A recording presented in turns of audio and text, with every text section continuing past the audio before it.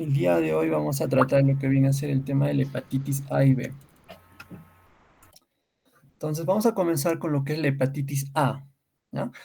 La hepatitis A es un virus pequeño, sin cubierta, que pertenece a la familia de los Picornaviridae, ¿ya? Entonces, están descritos 6 genotipos y un solo serotipo, ¿ya? Entonces, esto es importante, solamente es un solo serotipo, por tal motivo se ha hecho posible la elaboración de una vacuna efectiva, ¿ok? Y algo importante también en este virus es que generalmente no tiene mutaciones. Por lo tanto, como no tiene mutaciones, pues esta infección es limitada y nosotros la podemos controlar. ¿Ok? Entonces, como pertenece a la familia de los Picornaviridae, entonces generalmente tiene una estructura hexagonal, como pueden ver en la imagen, ¿no? Tiene su nucleocápside, ¿no? Tiene una cadena, como ya les mencioné, es un virus ARN, ¿no? Entonces, un virus de una estructura sencilla, de un solo serotipo, y que generalmente no tiene mutaciones, ¿no? Entonces, el hígado es el sitio primario de la replicación, ¿ya? El daño hepático no se produce por efecto citopático directo del virus, sino por la reacción inmune que genera el huésped a través de las células T, CD8, CD4 y las natural killer, ¿no? ¿Qué significa esto? Que generalmente el virus no es el que daña las células, sino que este daño se va a producir por toda la cascada inmunitaria, ¿no? De la inflamación. Entonces, por lo tanto, los síntomas también van a depender mucho del tipo de inmunidad que tenga cada persona, ¿no? Del tipo de respuesta inmunitaria que tenga cada persona. Eso va a depender mucho de los síntomas. Entonces, generalmente, por ejemplo, en los niños, en los bebés, el sistema inmunitario no está muy desarrollado. Por lo tanto, la respuesta inmunitaria no va a ser muy, se puede decir, muy agresiva, ¿no? Y los síntomas también no van a ser muy agresivos, ¿no? A diferencia de los adultos. Entonces, generalmente los síntomas en los niños son bien leves, ¿no? Como lo vamos a ver más adelante. En un pequeño porcentaje de individuos se genera una respuesta inmune exagerada, produciendo un fallo hepático fulminante y no existe una infección crónica asociada a este virus, ¿no? La infección confiere inmunidad permanente. Entonces, como les mencioné, generalmente este virus es pasajero, es una infección aguda, pero dependiendo de la respuesta inmunitaria, en algunos casos raros puede llevarnos a un fallo hepático fulminante, ¿no? Ahora, no existe una infección crónica, como ya les mencioné, porque generalmente este virus no tiene mutaciones, ¿no? Y si una vez que ha sido infectado, entonces esta infección ya nos confiere una inmunidad permanente. En lo que respecta a la clínica, el comienzo se caracteriza por un cuadro de anorexia, náuseas, vómitos, diarrea y fiebre, ¿no? Generalmente al inicio en los lactantes, en los niños, en algunos casos puede ser inespecífico, ¿no? Lo único que pueden presentar en un mayor porcentaje viene a ser un poco de náuseas, vómitos, ¿no? Y en algunos casos también fiebre. Entonces es algo inespecífico, no cumple los criterios como en los adultos. Ahora, lo que sí persiste, digamos, posteriormente viene a ser la coluria, ¿no? Hipocolia e ictericia, eso sí presenta casi la mayoría. Dolor en hipocondrio derecho con hepatomegalia y en ocasiones esplenomegalia y adenopatías asociadas, sobre todo cuando la infección o la respuesta inmunitaria es un poco elevada, ¿no? Si la respuesta inmunitaria no es muy elevada, entonces los síntomas son solamente leves, ¿no? Hipocolia, ictericia y coluria, nada más. Entonces, a veces pueden presentarse manifestaciones extrahepáticas, esto en casos raros, ¿no? Como artritis y vasculitis. En la analítica se aprecian en las fases iniciales un aumento rápido de las transaminasas, eso sí, siempre hay un aumento, ¿no? Y posteriormente un pico de bilirrubinas, ¿no? No suele asociarse a coagulopatías importantes, siendo este un dato importante que puede indicar la evolución hacia una hepatitis fulminante. Entonces, esto es muy importante. Como les mencioné, los síntomas son un poco inespecíficos en los niños y los síntomas son leves, ¿no? Y es un curso muy agudo, entonces presentan un poco de fiebre, náuseas, vómitos. Nosotros le tomamos los exámenes de laboratorio, presentan TGO, TGP elevados, ¿no? Y conforme pasan los días, los síntomas van disminuyendo. Entonces, algo importante, por ejemplo, en las hepatitis es tomar un examen sanguíneo, una analítica sanguínea, descartar la presencia de coagulopatías. Entonces, para esto, ¿qué es lo que debemos hacer, no? Tomar un examen de protrombina y el INR, ¿no? Entonces, en la mayoría de los casos esto va a estar normal, pero si nosotros encontramos en estos pacientes ya sangrado, alteración de los factores de la coagulación, un INR aumentado, entonces este es un signo sugestivo de que esto nos puede llevar a una hepatitis fulminante, ¿no? Es un signo sugestivo de que esta hepatitis aguda pues va a ser un poco severa, ¿no? Que la reacción inflamatoria va a ser un poco severa y esto puede ser peligroso, ¿no? Porque al final esto nos puede llevar a una falla hepática fulminante. Entonces siempre es importante tomar en cuenta los factores de la coagulación, sobre todo la protrombina y el INR, ¿no? En estos pacientes que tienen hepatitis A o en los pacientes que tienen signos de sangrado, ¿no? Si yo tengo un paciente con signos de sangrado con hepatitis A, entonces tomar estos exámenes de laboratorio. El diagnóstico, entonces, ¿cómo lo realizamos, no? Básicamente puede ser clínico, pero también nos podemos ayudar de algunos exámenes de laboratorio, ¿no? El diagnóstico de la infección aguda se realiza mediante la detección de inmunoglobulina M, ¿no? Y anticuerpos ante el virus de la hepatitis A, ¿no? Entonces es sencillo, nosotros al laboratorio pedimos inmunoglobulina M para la hepatitis A y también anticuerpos, ¿no? Contra la hepatitis A. Ahora, los anticuerpos IgG contra la hepatitis A aparecen en la fase de convalescencia y pueden permanecer positivos durante décadas, ¿no? Entonces, si nosotros encontramos anticuerpos IgG, no significa que tengamos hepatitis, ¿no? Lo que nos indica es que probablemente en alguna época de nuestra vida la hayamos tenido, ¿no? Pero que ya estamos curados. El tratamiento. Entonces, ¿en qué consiste el tratamiento? Se debe realizar un tratamiento de soporte, ¿no? Es decir, de mantenimiento nada más, soporte de los síntomas, ¿no? Si nuestros pacientes, por ejemplo, ¿no? Tienen fiebre, pues le daremos un antipirético, ¿no? Controlaremos su temperatura. Si mi paciente está con náuseas, con vómitos, entonces pues le tendré que administrar un antiemético, ¿no? Si está con un poco de malestar, dolores, ¿no? Entonces tendré que darle pues un calmante, un analgésico, ¿verdad?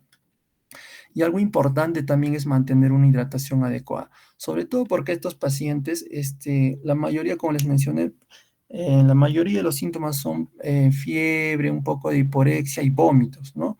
Entonces, al presentar a los pacientes vómitos, sobre todo en los más pequeños, en los lactantes, estos se pueden deshidratar, ¿no? Y esto puede conllevar ya pues a otro tipo de patologías, ¿no? O otro tipo de síntomas, ¿no?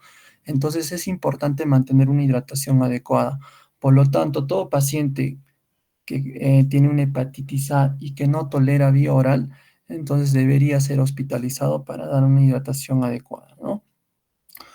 Ahora, otro que se encuentra dentro del tratamiento viene a ser pues el reposo, ¿no? Se debería evitar la actividad física. Y esto básicamente, sobre todo en los pacientes que tienen alguna alteración, ¿no? En lo que viene a ser en los factores de la coagulación, ¿no? Debería mantener un reposo. Y bueno, como ya les mencioné, los antitérmicos, ¿no? Sintomáticos, ¿no? Para la fiebre, malestar, para los dolores, ¿no? Hay que administrar sintomáticos. No requieren antibióticos y eso es importante siempre porque a veces cuando los pacientes se hospitalizan o los pacientes los ven por consultorio, en algunos casos también les dan antibióticos o antivirales, ¿no? Entonces, esto no es necesario, solamente es un tratamiento de soporte, ¿ok? Ahora, en los casos de colestasis prolongada, que puede ser en casos raros, entonces puede ser necesario administrar vitaminas liposolubles, ¿no? Eso sí, en algunos casos. Ahora, si la presentación o evolución es hacia un fallo hepático fulminante, entonces, en este caso, si los pacientes ya tienen alteraciones en la coagulación, si mi paciente tiene encefalopatía, un INR prolongado, ¿no? Entonces, una falla multiorgánica, estos pacientes ya deben ser trasladados a un centro especializado donde se realicen trasplantes hepáticos, ¿no? Ahora, muy importante también en el tratamiento es realizar el aislamiento invertido, ¿no? Para evitar los contagios. Este aislamiento invertido también se debe realizar tanto en el hogar o como en los pacientes hospitalizados. Algo muy importante que no les mencioné también es el modo de transmisión, ¿no? Generalmente la transmisión en la hepatitis A es por contacto directo, oral fecal, ¿no? Porque el virus, digamos, el virus de un paciente portador se encuentra en las heces. Entonces, al nosotros tener contacto con esas heces, sobre todo en los alimentos no lavados, ¿no? Los alimentos crudos, en las ensaladas, en las verduras, en las frutas y en el agua contaminada. Entonces, a nosotros tener ese contacto es por el cual nosotros nos contagiamos. Entonces, es un contacto directo, oral, fecal. Por lo tanto, es importante también el aislamiento de los pacientes, ¿no? Que sus utensilios sean pues, personales para él, no se debería compartir. Ahora, la prevención, ¿no? ¿Qué es lo que debemos hacer? Las medidas generales incluyen mejoras en las condiciones sociosanitarias de la población, ¿no? Como ya les mencioné, para evitar el modo de transmisión, ¿no? Que es el contacto directo. Entonces, potabilización del agua y saneamiento. Entonces, ¿cómo podemos potabilizar, no? El virus se inactiva con el cloro, ¿no? Con formol y altas temperaturas. Entonces, nosotros lo que deberíamos hacer si no tenemos un agua potable o estamos en una zona, no sé, en el campo, en unas zonas donde no tengamos los servicios básicos, uno, podemos hervir bien el agua, ¿no? A altas temperaturas, ¿no? Entonces, dos, podemos usar el cloro, sobre todo eso para lavar lo que viene a ser este, las ensaladas, las frutas, las verduras, ¿no? Podemos lavarlas con cloro, ¿no? O desinfectarlas con cloro, ¿no? Y bueno, también existen medidas de inmunización pasiva y activa, ¿no?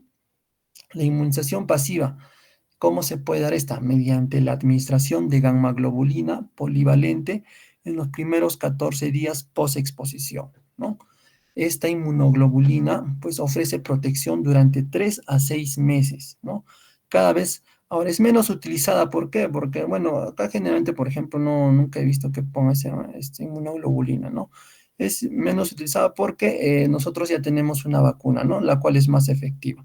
Entonces, ¿cuál es el otro tipo de inmunización? La activa, ¿no? Las vacunas actualmente autorizadas son preparados de virus inactivos de la hepatitis A. Entonces, las vacunas son mucho más efectivas, ¿no? Por ejemplo, ahora nosotros en el esquema de vacunación de los niños ya está incluido, ¿no? La vacunación contra el virus de la hepatitis A. Entonces, antes no había, ¿no? Hace varios años no teníamos eh, esta vacuna incluida en el esquema, ¿no? Por lo tanto, pues solamente se tenían que hacer medidas de prevención, ¿no? Potabilizar, lavarse bien las manos, evitar el contacto, ¿no? Pero ahora, pues tenemos ya esa ventaja, ¿no? De que todos nuestros niños ya son vacunados, ¿no? Gracias a que ya se encuentra en nuestro esquema. Bueno, entonces ahora pasemos al virus de la hepatitis B, ¿no?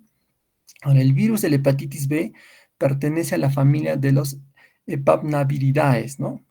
En humanos se conoce como hasta 10 serotipos distintos, ¿no? A diferencia, como vieron, de la hepatitis A, que solamente existe un serotipo, ¿no? Entonces, en este caso sí hay varios serotipos, hasta 10, ¿no? Estos pueden ser enumerados desde la A, como A, B, C, D, F, G hasta la J, ¿no? Y a diferencia de la hepatitis A, en la cual no había mutaciones, este virus de la hepatitis B es muy mutable, ¿no? Puede mutar diferentes zonas, entonces como que es un poco más difícil su control y su erradicación. Y además se ubica en la distribución geográfica de los serotipos varía, ¿no? De acuerdo en la zona en la cual nos encontremos nosotros.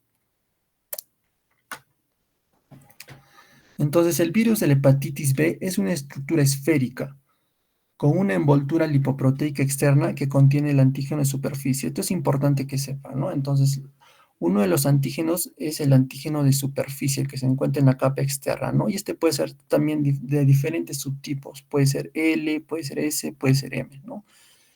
Y también tiene una capa interna que forma la nucleocápside o núcleo, ¿no? El core, ¿no? Entonces, tenemos el antígeno de superficie y más adentro tenemos el antígeno core. ¿Dónde se localiza también más adentro de la nucleocapside? Se localiza el genoma del virus, ¿no? Que consiste en una doble cadena de ADN y una enzima ADN polimerasa inversa, la cual es responsable de la síntesis del ADN viral. Entonces es importante destacar aquí en la célula del, del virus, el hepatitis B, cuando infecta, nosotros debemos tener en cuenta tres antígenos, sobre todo, ¿no? Cuando infecta las células, ¿no? Los hepatocitos, ¿no? El antígeno de superficie, el antígeno core, el antígeno E y el DNA, ¿no? Estos son los que nos importan para nosotros hacerle seguimiento, para ver si nosotros estamos en infección, si ya nos hemos recuperado, si estamos en fase de convalecencia, si somos un portador crónico. En base a estos cuatro elementos nosotros vamos a poder determinar, ¿ya? Entonces no se olviden, el antígeno de superficie, el antígeno core, el antígeno E y el DNA, ¿no? Que vendría a ser la carga viral. Entonces, las vías de transmisión, ¿no?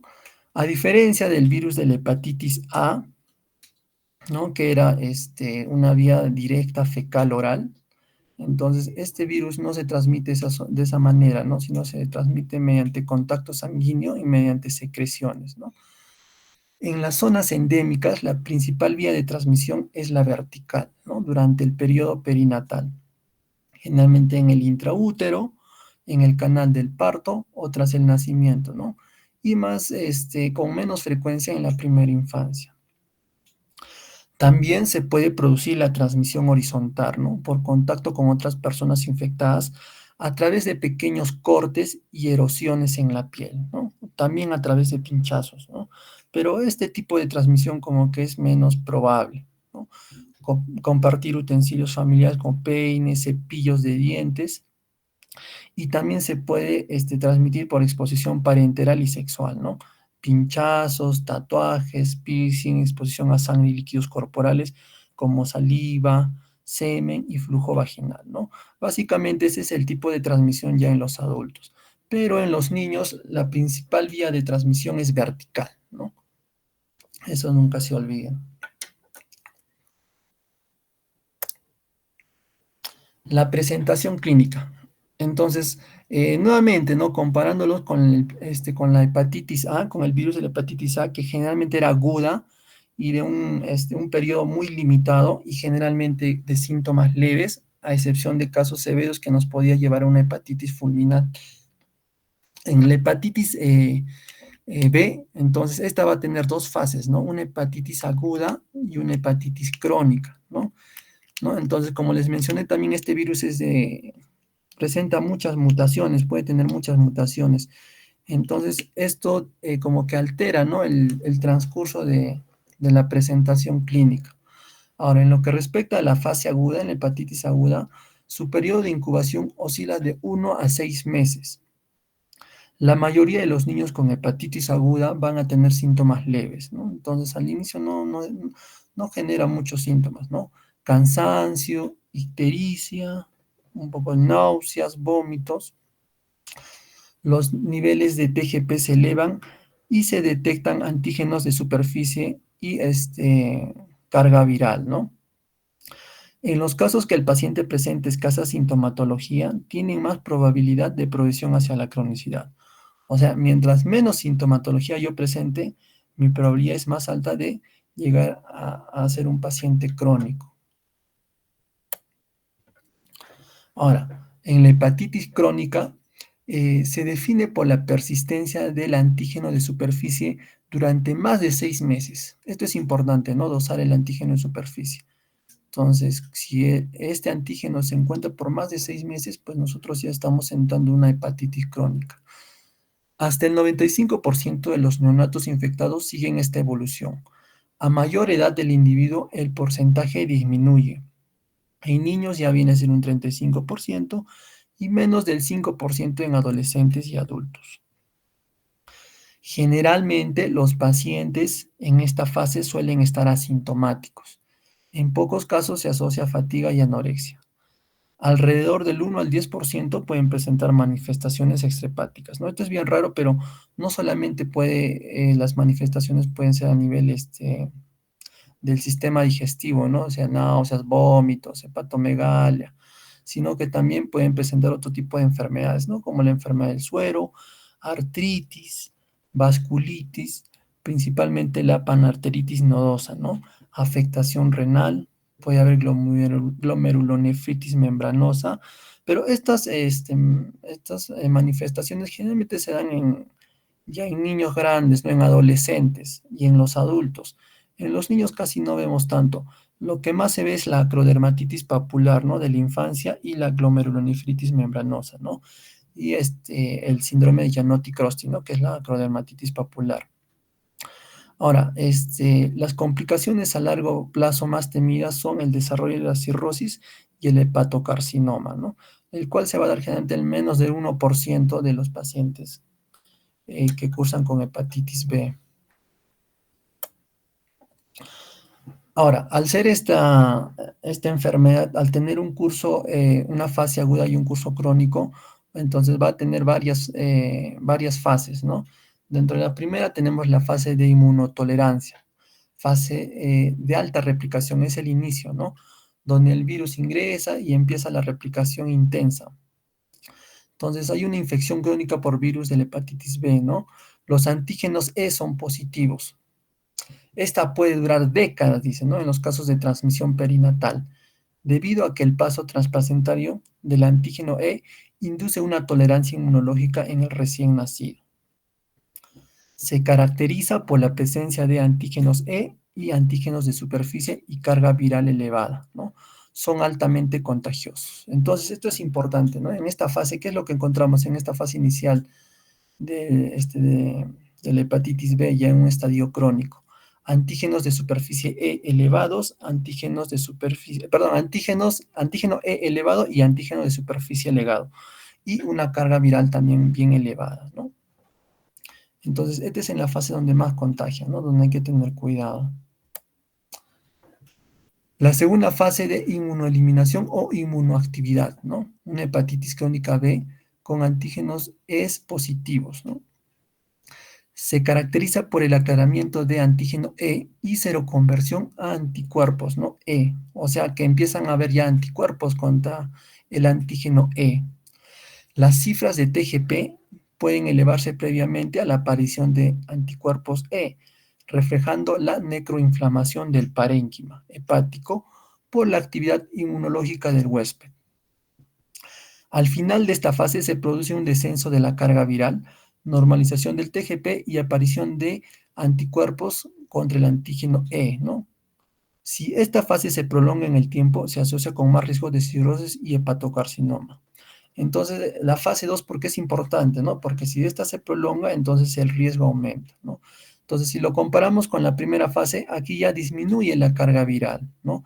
Hay un descenso de la carga viral y ya empieza a haber anticuerpos, ¿no? Contra el antígeno E. Entonces, esto significa que nuestro cuerpo ya está reaccionando, ¿no? Se está defendiendo contra eh, este agente nocivo. La tercera fase, que es fase de baja replicación o portador inactivo, ¿no? Es una infección crónica por virus de la hepatitis B, ¿no? Con antígenos E negativo. Entonces, en esta fase, el antígeno E va a estar negativo, con presencia ya de anticuerpos contra el antígeno E y baja o indetectable carga viral, ¿no? De forma mantenida. La función hepática ya se normaliza y se encuentran mínimas alteraciones, ¿no? Todo lo que viene a ser los TGO, TGP. La otra fase viene a ser la fase de reactivación, ¿no? Esta no se da en todos, sino que en algunos pacientes pueden progresar a una fase de actividad inmune con antígeno E negativo, ¿no? Una hepatitis crónica B con antígeno E negativo. Entonces, debido al desarrollo de mutaciones, entonces acá ya tiene que ver mucho las mutaciones que les mencioné, ¿no? Entonces, en algunos casos se reactiva, ¿no? Por las mutaciones. Pero generalmente esto es raro en niños, ¿no?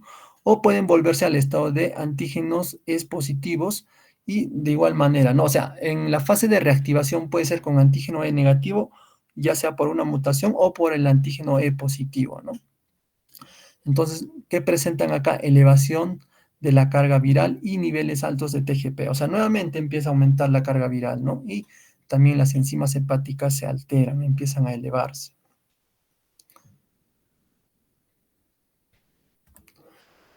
Y la última fase que viene a ser la fase de antígeno de superficie negativo, ¿no? O una hepatitis B resuelta o hepatitis en remisión. Esta se va a caracterizar por la pérdida del antígeno de superficie, ¿no? O sea, ya no va a haber antígenos, ¿no? Entonces, ¿qué es lo que va a haber? Anticuerpos de superficie. Entonces, esta infección ya está controlada, ya está desapareciendo.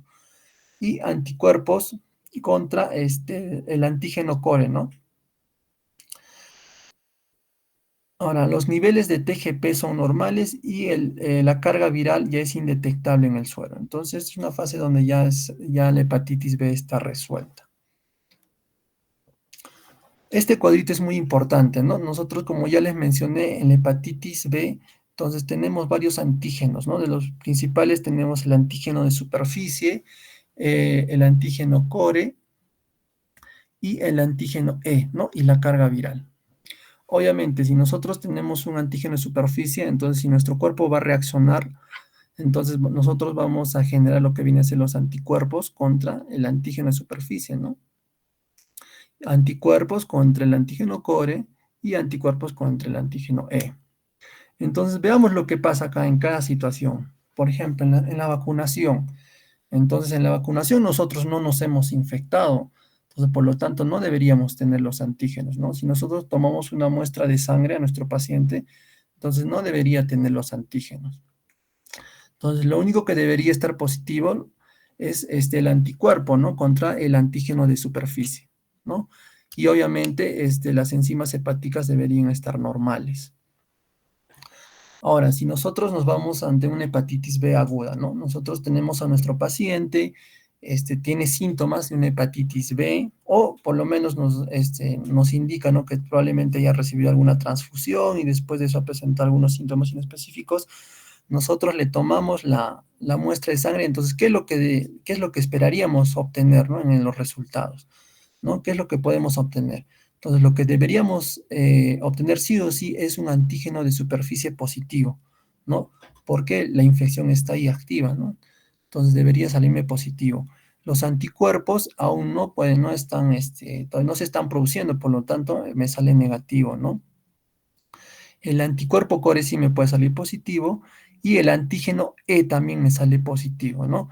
Y obviamente la carga viral va a ser bien elevada.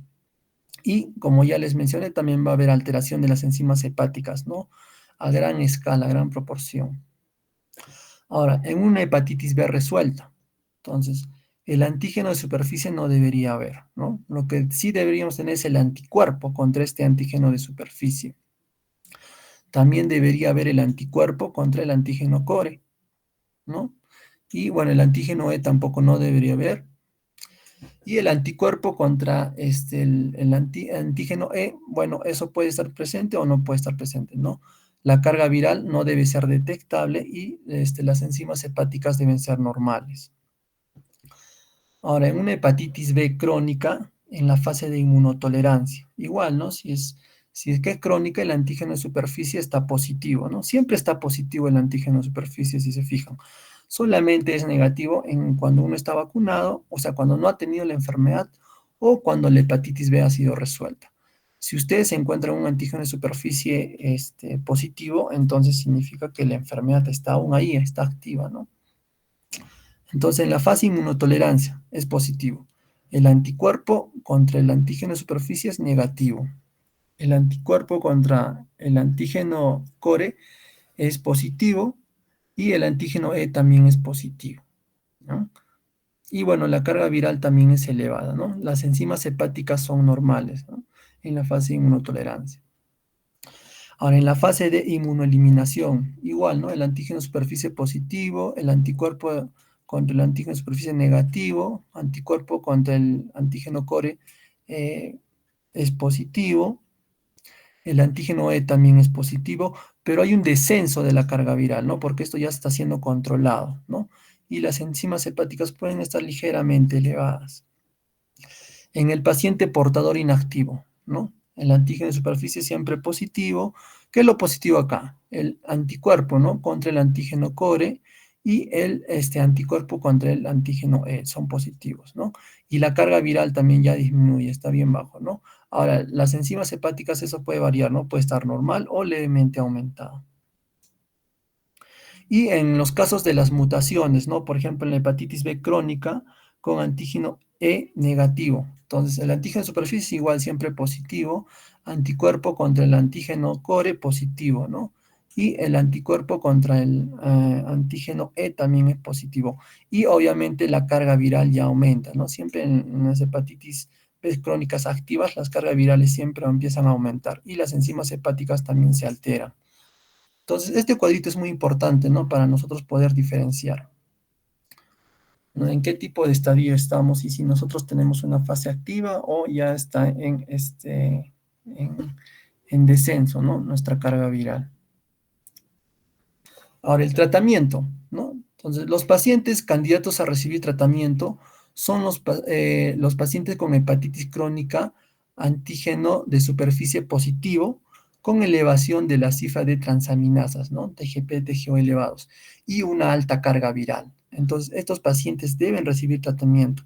Y bueno, esta carga viral, toda esta elevación, pues debe ser mantenida durante varios meses, por lo menos de 6 a 12 meses. Entonces, estos son los pacientes candidatos a recibir tratamiento, ¿no?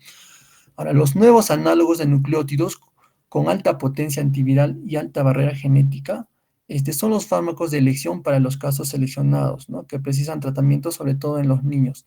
¿En cuáles? ¿Qué medicamentos tenemos? El tenofovir y entacavir, ¿no?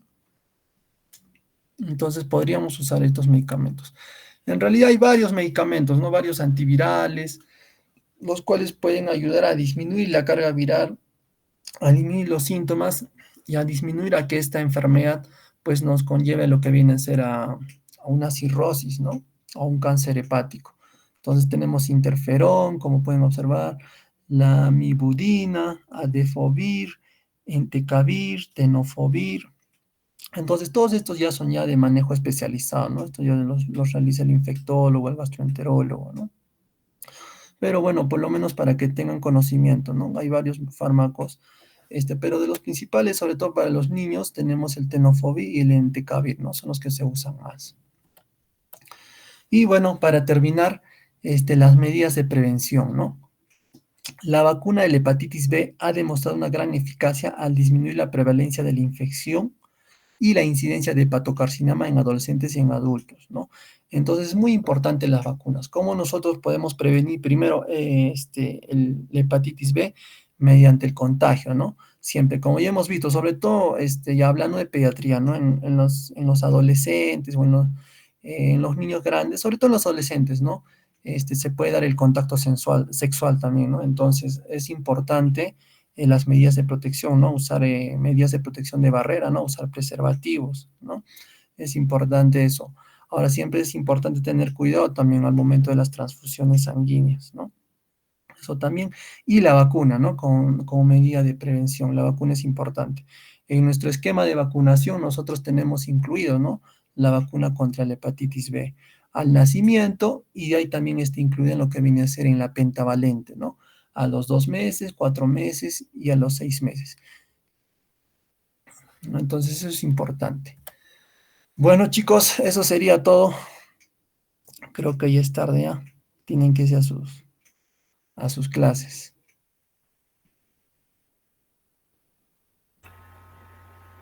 Muchas gracias, doctor. Ok, ¿alguien alguna pregunta?